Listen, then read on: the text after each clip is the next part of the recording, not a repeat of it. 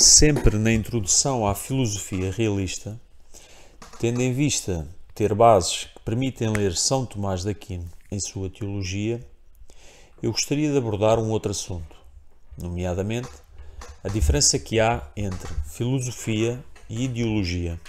É um assunto muito importante e, mesmo que já tenha tratado aqui e ali nas lições anteriores, é necessário insistir nisso.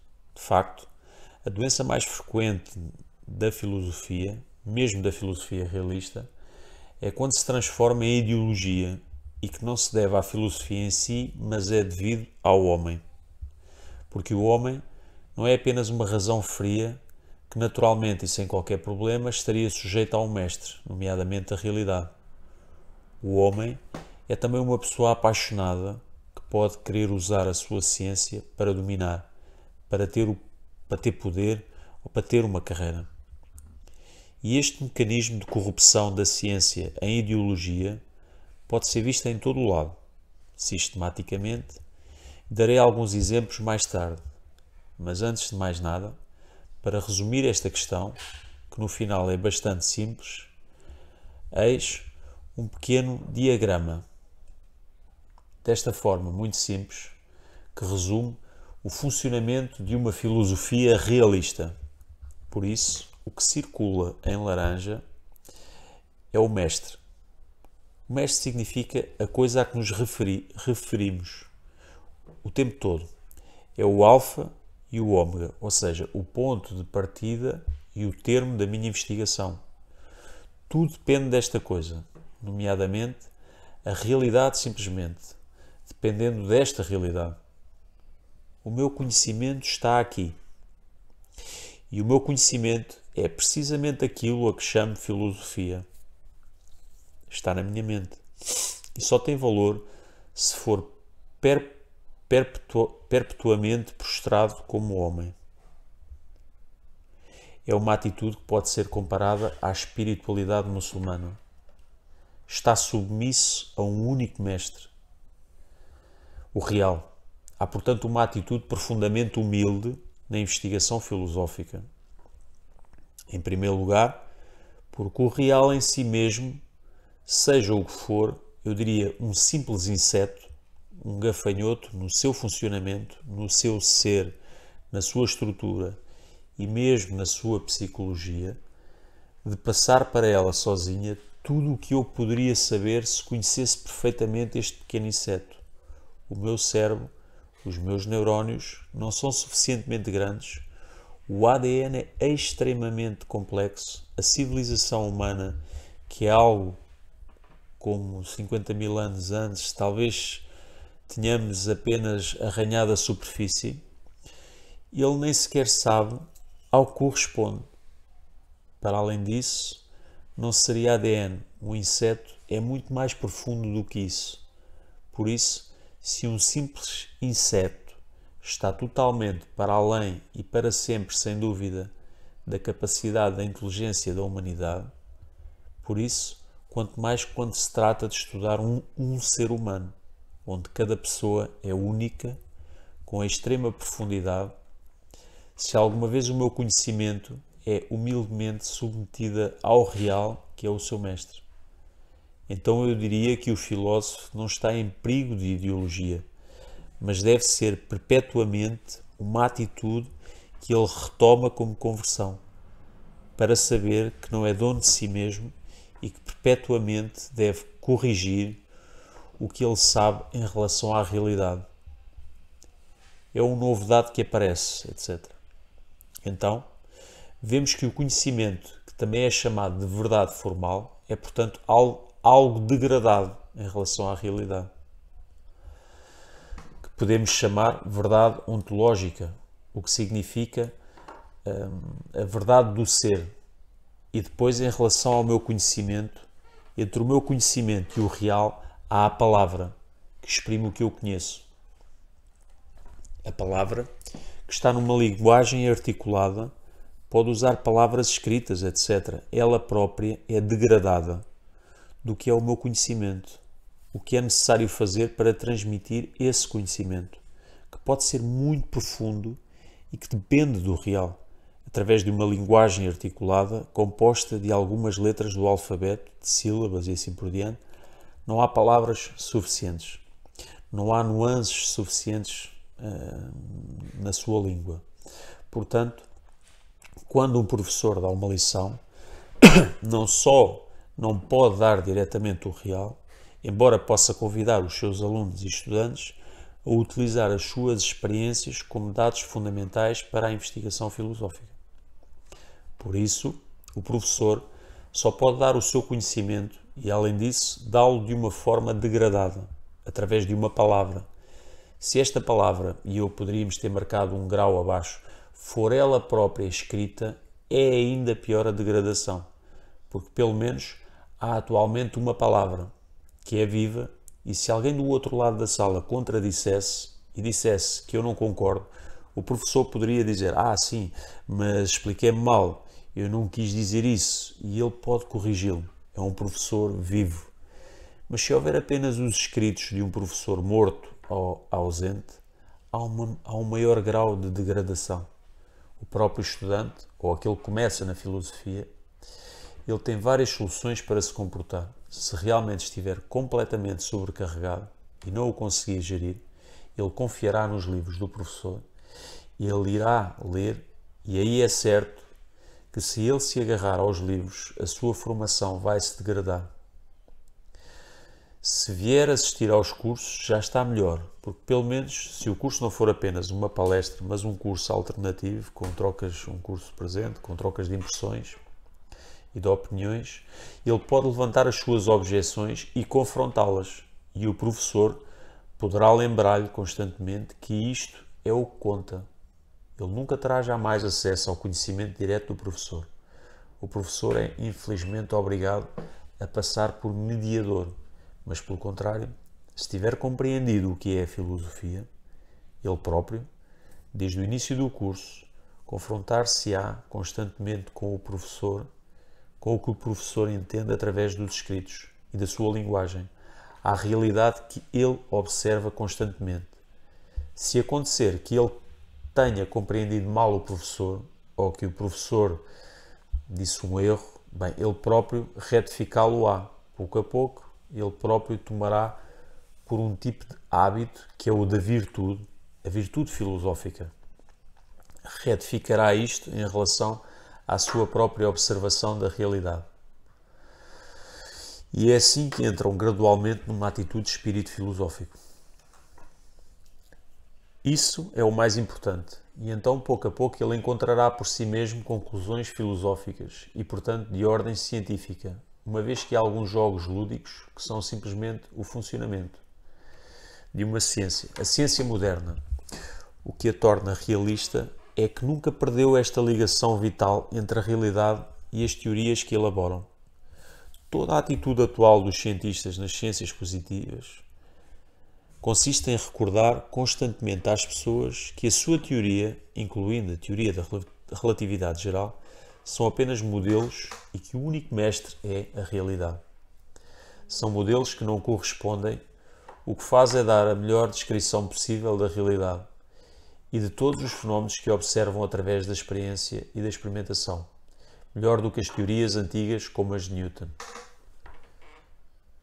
E lembrando-nos constantemente que este modelo é provisório, porque talvez um dia encontremos um modelo superior que seja responsável por mais fenómenos que serão mais unificados. Podemos dizer que os cientistas de hoje mantiveram verdadeiramente o espírito de Aristóteles, o espírito que o realismo de Aristóteles tinha inventado entre os gregos há mais de 2300 anos. Por isso, em comparação, aqui é como funciona a ideologia que circulei em laranja, o que é o alfa e o ômega, ou seja, o início. E o termo de um pensamento que é ideológico, ou seja, é o próprio pensamento do autor que lhe parece ser o mestre, e posso dizer que existem numerosas filosofias que surgiram nos séculos XIX e XX, que formalizam explicitamente e que dizem que o real não existe. Porque é um pensamento. E é o meu pensamento que o faz ser assim. Logo, a atitude do ideólogo consistirá em elaborar um sistema que obviamente deve ter a sua lógica interna desde o seu pensamento que ele admira, ele diviniza e não o real. Como disse antes, por isso, obviamente, ela não pode dizer disparates, embora tenhamos visto pseudo-intelectuais bastante ideólogos chegarem ao ponto de rejeitar os mecanismos e as leis fundamentais do pensamento. Por si só significa querer abstrair-se do princípio da não contradição, dizendo, por exemplo, que nada impede este homem de ser homem e cão ao mesmo tempo, o que não é possível na realidade. Não pode ser um homem e um cão ao mesmo tempo. Pode ser num aspecto um homem e talvez noutro aspecto porque teria caído em uma loucura particular, em que se comporta como um cão. Mas estar ambos juntos na mesma relação ao mesmo tempo é impossível. Chama-se o princípio da não contradição. Bem, podemos dizer que numa pitada, uma vez que o meu pensamento é o mestre do jogo, bem, mesmo isso tem de ser descartável. Por isso, quando se faz numa disciplina que o permita, como a matemática, por exemplo, poderia muito bem fazê-lo em matemática, uma vez que não estamos numa disciplina filosófica. É uma disciplina abstrata da realidade. É um jogo de relações. Bem, poderíamos muito bem imaginar leis deste pensamento matemático, que não têm qualquer relação com a realidade, e é bastante legítimo que alguns o tenham feito. Inventaram números irreais, por exemplo, a raiz quadrada de menos 2, que para alguém que conhece um pouco de matemática é impossível. Poderíamos muito bem fazê-lo também na arte, porque na arte é claro que a abordagem é que a minha ideia, o meu projeto é o meu mestre e é ele que vai determinar a realidade que eu vou transformar. Por isso temos visto na arte artistas que decidiram abstrair-se do que é natural, normalmente na rua, nomeadamente na pintura à mão. Por exemplo, deve haver uma representação, ou seja, algo a desenhar, deve haver um certo significado que possa ser abstraído dessa representação. E alguns artistas do século XX decidiram abstrair a arte de qualquer significado e depois mesmo abandonar em certo ponto qualquer representação, ao ponto de vermos pinturas que são vendidas por milhões e que representavam uma tela branca representando um fundo branco sobre branco. Por que não? Tudo é livre na arte. Tudo ser livre não significa que tudo seja sensato. E o público, o grande público, tem um pouco de bom senso, não se deixa enganar por isso. No entanto, quando a coisa é aplicada no domínio da filosofia, então o próprio real deve submeter-se à minha ideia. Alguns foram ainda mais longe.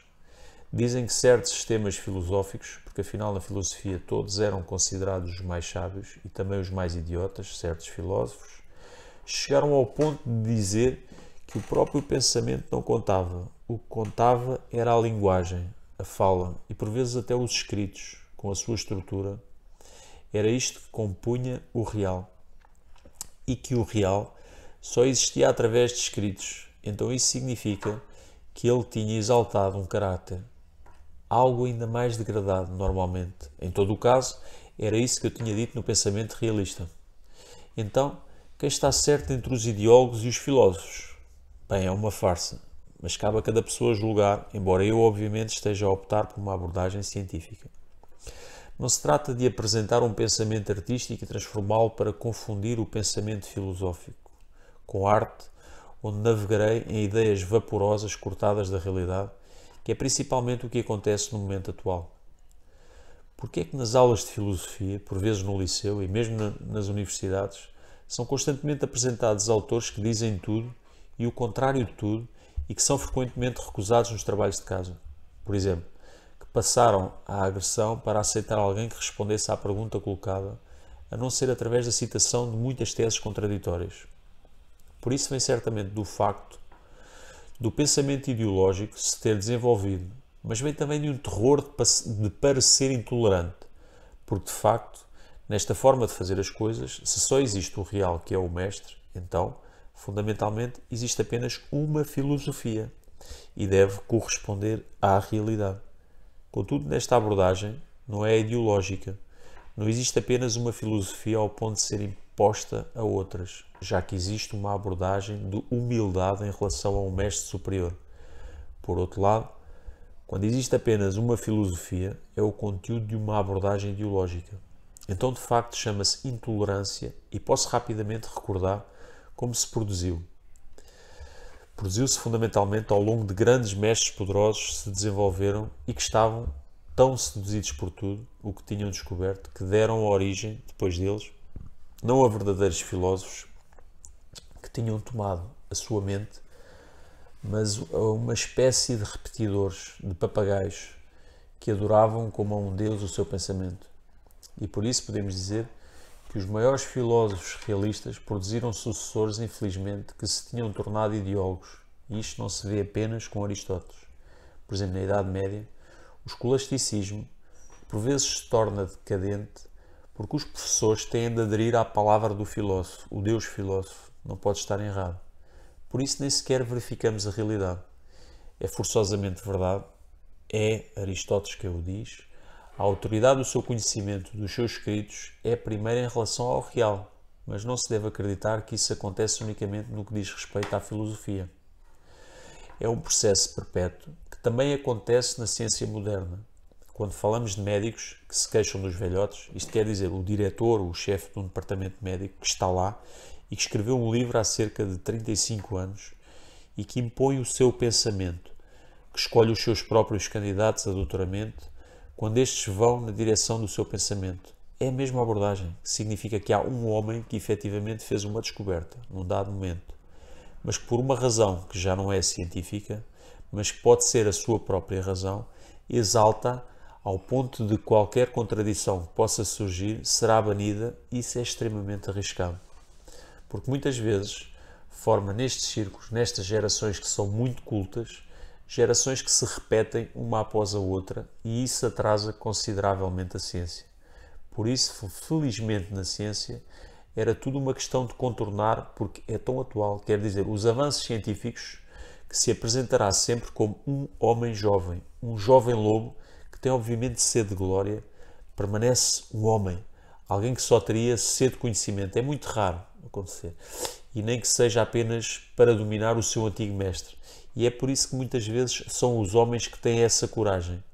As mulheres são muito mais estáveis e não hesitará em colocar-se em risco na sua carreira, escrevendo uma tese radicalmente diferente da sua antecessora, e esta tese será imposta, se puder ser verificada no real.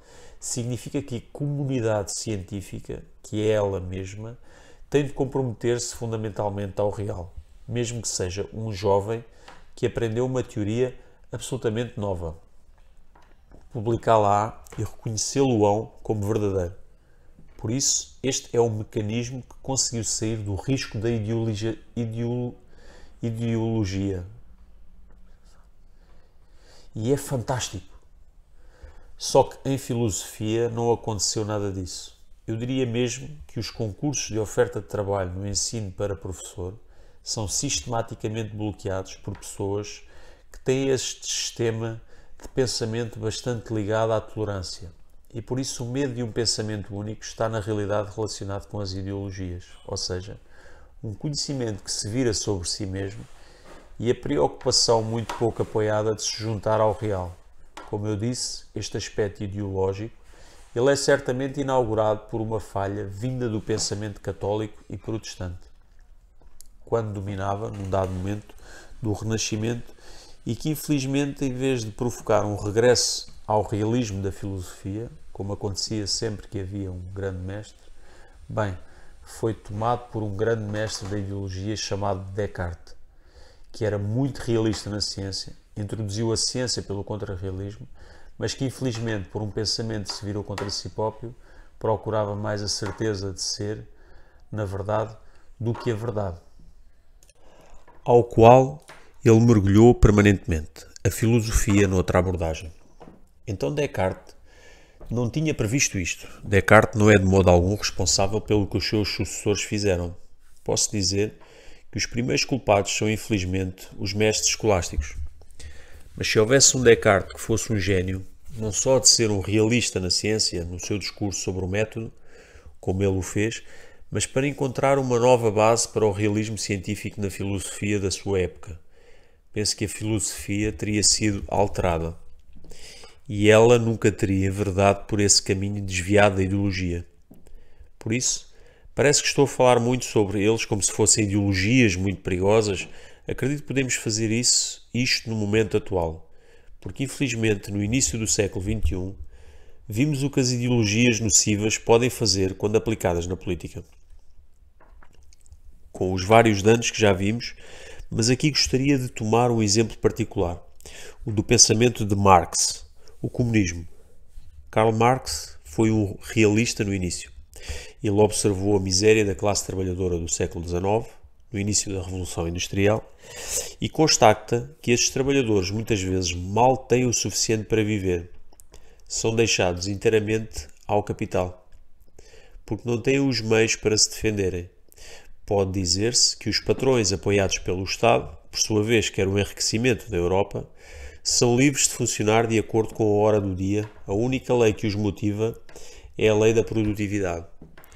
Obviamente, quando a humanidade está sujeita unicamente a esta lei, o que acontece se eu tiver 100 lugares na minha fábrica e tenho 1000 operários que vêm do campo à procura de trabalho, num piscar de olhos contratarei o trabalhador que não só aceita não ser pago, mas que também aceita não se poder queixar.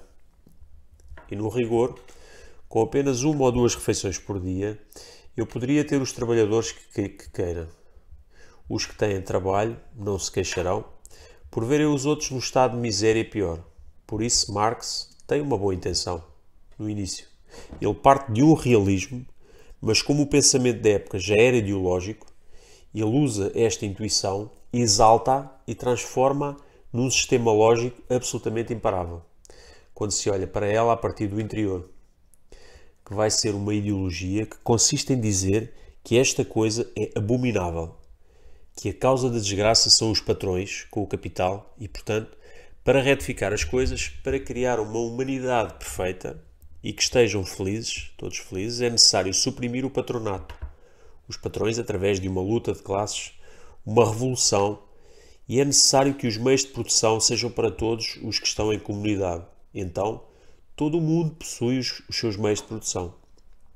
Após um tempo de adaptação, uma espécie de ditadura do proletariado, porque não se consegue mudar mentalidades de repente, e então todos trabalharão generosamente para todos os outros, sabendo que estão a receber salários justos. Como consequência, esta atitude de civismo produzirá riqueza, e não só riqueza, mas também segurança, o que significa que se um trabalhador estiver doente por alguma razão, e que já tenha trabalhado antes, e uma vez que os seus bens pertencem a todos, incluindo ele vai tê-los para continuar a ter o seu rendimento. Este rendimento deve ser igual para os trabalhadores como qualquer classe superior, porque afinal de contas, aquele que é o dirigente não é superior àquele que produz. Pelo contrário, quem produz é aquele que produz, e portanto o salário deve ser o mesmo para todos. Pelo que o sistema, tal como é apresentado, é perfeitamente maravilhoso. Não vemos quaisquer dificuldades. E, no entanto, no século XX, diz que causou 100 milhões de mortos e que duraram 70 anos na União Soviética. Pergunta-se como é que isto pode ter acontecido. Na realidade, se os líderes comunistas tivessem simplesmente concordado durante 2 minutos em abandonar o sistema lógico em que estavam presos e a regressar à realidade e simplesmente observar o que acontece na sua família, o que acontece, por exemplo, quando se é professor numa sala de aula, ter-se-ia compreendido que este sistema era intrinsecamente perverso porque não corresponde à natureza humana e que necessariamente teve de produzir a morte, não imediatamente, mas após um certo tempo teve de produzir a morte, para se aperceber que não há necessidade de 70 anos, é suficiente ter uma semana com uma turma de alunos e tornar a experiência viva. Digam apenas aos vossos alunos que a partir de agora todo o mundo terá 10 de 20. Não importa o que aconteça, porque eu acho injusto que alguns pais ricos deem aulas extras e depois tenham notas mais altas, enquanto outros que são de origem familiar difícil e, portanto, de origem social menos cultivada e mais pobre, por causa disso, as notas vão ser inferiores. O resultado, todo o mundo terá 10 de 20, 10 em 20. Por isso, estou a desenvolver um sistema de justiça igualitária que em si mesmo parece funcionar. Se eu tiver a certeza absoluta de que o meu sistema funciona, posso esfregar as mãos. Vai funcionar, as pessoas vão trabalhar. Mas na realidade esqueci-me de dados essenciais da natureza humana. Nomeadamente, em primeiro lugar, o sentido de justiça. E em segundo lugar, o sentido de preguiça. Nem uma vez Marx falará nisto. O sentido de justiça. O que é que ele provoca? Aqui vê o primeiro teste. Uma parte dos estudantes que são sérios, que acreditam no meu sistema, trabalharão arduamente, eles passarão no seu teste. No entanto, eu aplico a minha regra e eu diria que, de 20, a maioria dos estudantes tomados pelo sentimento de preguiça, que é uma qualidade que é extremamente partilhada pelos seres humanos, compreenderam muito rapidamente o truque e nós calculamos que ele concorda que não precisam trabalhar. Por isso, eu diria que 80% agiram da mesma forma. Entregaram os trabalhos de casa péssimos, outros nem entregaram e conseguiram ter 10 de 20. Bem, os 20% que tinham trabalhado estão furiosos por causa do sentido de justiça, ou se revoltam, ou decidem da próxima vez não trabalhar. E da próxima vez que eu tiver apenas 10% a trabalhar, alguns idealistas que amam a ciência por causa da ciência não tinham feito nada a não ser ver que funcionava. Eles conseguiram 10 em 20. Por isso, preocupa-se ainda menos com a frase seguinte: se eu sou um ideólogo, se não me corrijo rapidamente, dizendo que não funciona pedagogicamente, estou fora do comum.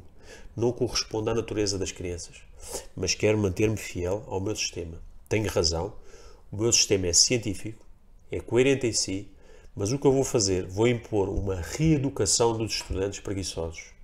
Por isso, através de castigos, por trabalhos forçados, terão deduções, mas foi exatamente isso que aconteceu na União Soviética. E a primeira coisa que foi fundada é o Gulag, ou seja, a reeducação através do trabalho. Se não funcionar, deixá-los continuar a retirar as escamas dos olhos, a fazer o mínimo possível, etc. Mas a rigor, se me for dado todo o poder, acabarei por aplicar o método Pol Pot. Pol Pot, ele tinha simplesmente dito que é necessário recomeçar de uma natureza humana nativa. Tenho de submeter o real ao meu pensamento e lá chegarei. E assim, ele não leva luvas. Ele começa por eliminar tudo isso. Como diria, que tinha uma certa cultura burguesa, de acordo com ele. Portanto, intelectual. E que, portanto, era preguiçoso. Então, o que eu vou fazer no meu sistema? Vou olhar para trás e ver que, a partir da minha experiência escolar, 80% dos alunos, eu vou manter apenas os 20% que tinham trabalhado no início e recriar uma nova escola, uma humanidade nova, com novas ideias. No entanto, nos 20% que tinham trabalhado, tem sempre 10 em 20. Depois de um certo tempo, vou observar que os que têm 10% começam a trabalhar menos, porque têm 10 em 20, porque só trabalham quando têm interesse. E assim recomeça tudo novamente. Era assim na escola de Pol Pot, onde ele tinha eliminado em poucos anos quase meio terço da população cambodjana. E ainda havia pessoas que eram obrigadas a estar nos campos por terem sido apanhadas a roubar uma lesma para poderem ter o que comer à noite. Uma lesma selvagem. Foram apanhadas em flagrante delito capitalista, por isso têm de ser eliminados. Chama-se a isto uma ideologia. Como se explica que foram necessários 70 anos para compreender algo que o simples realismo filosófico pode compreender em poucos dias. E até mesmo pelo simples raciocínio através da observação da realidade. Não há necessidade de fazer experiências e de dar testemunho destas aulas, porque foram completamente apanhados num pensamento, ou o seu conhecimento, o seu sistema era absolutamente prioritário, era o mestre perante o qual se curvavam. Pode-se dizer que eles tinham feito um ídolo, no sentido literal, que eles adoravam como um Deus, maior mesmo do que ele no sentido mais estrito, uma vez que algumas pessoas deram as suas vidas por este ídolo.